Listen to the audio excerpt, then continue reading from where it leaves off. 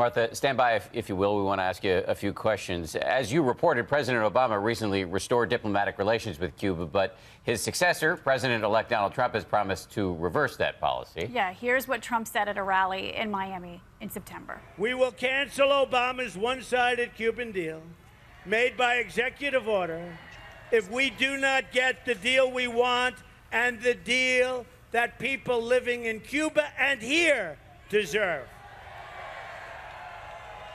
including protecting religious and political freedom. All right, for more on this, we want to bring back in Martha and ABC's chief White House correspondent, John Karl, in our Washington bureau. And first and foremost, John, what impact do you think that Castro's death is going to have on this fluid situation? Well, he was such a symbol of the Cuban Revolution and such a symbol of tension between Cuba and the United States that even though he has effectively been out of power for 10 years, it could well have some impact on how Congress looks at this. The big change that President Obama wants to U.S.-Cuba policy is to lift the embargo, the trade embargo on Cuba. That can only be done fully by Congress. Ultimately, with Castro gone, with Fidel Castro gone, there may be some lessening of the opposition there. But by and large, keep in mind, Fidel Castro has not been in power for a long time. Now, so, Martha, what are you hearing, and what's your sense of where things go from here, given that we've got a new president coming in and a Congress that will be thoroughly controlled by the Republicans, a Congress with whom he can work? Well, I think, first of all, you'll probably see Donald Trump say he really wants to study this, to see what's going to happen, to see how he'll make any changes in what President Obama has done. But this is an opportunity, in a way, for President-elect Trump to take a second look at what's going on there. I mean, Fidel Castro was such an iconic figure. He really defined what Cuba is. As John pointed out, he has been out of power for quite a long time, and his brother has said he will give up power in 2018 when his term ends. And that's what President-elect Trump will really want to look towards. Who's next? What comes after 2018?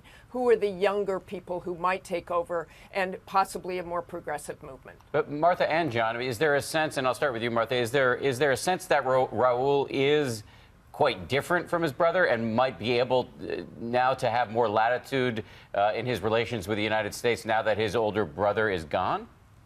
My sense is that Raul Castro wouldn't be anywhere without Fidel Castro. So I think there is not a great deal of change with him. And I think certainly Fidel Castro, even though he was out of power, had a lot of influence on his brother.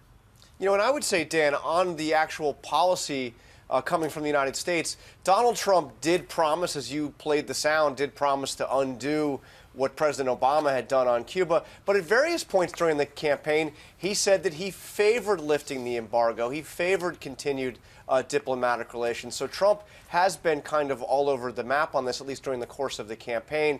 And he is correct that much of what President Obama has done can be undone right away with another executive order undoing President Obama's executive orders. But I don't get the sense that undoing all of that would be a top priority for President Trump.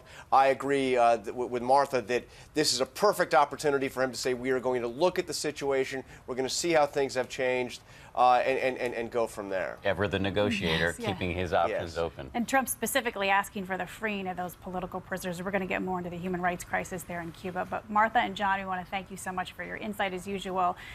And when the news broke of Castro's death overnight, Miami's Little Havana erupted in celebration. The streets filling with people cheering the news. And Glenna Milberg from our ABC station WPLG joins us from Miami right now. Glenna, good morning to you. Dan, Paula, good morning from what we call Little Havana, and where I'm standing on Southwest 8th Street. This is sort of been the de facto area where people through the decades have come to protest and rally all things Cuba.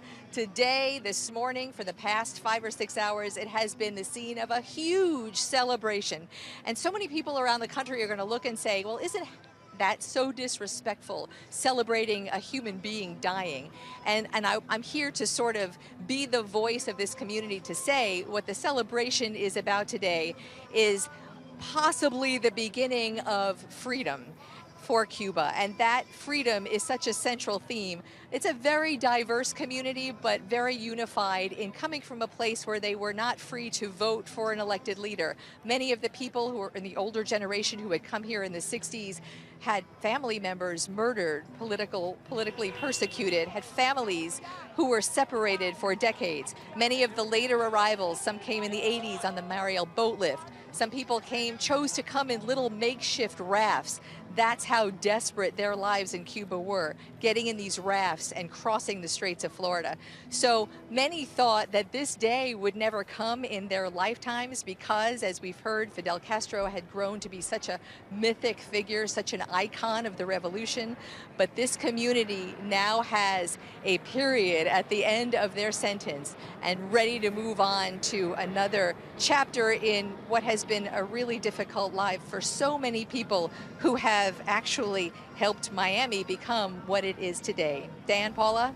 So much hope there in Little Havana. Glenna Milberg from WPLG, thank you very much for your reporting this morning. We appreciate it.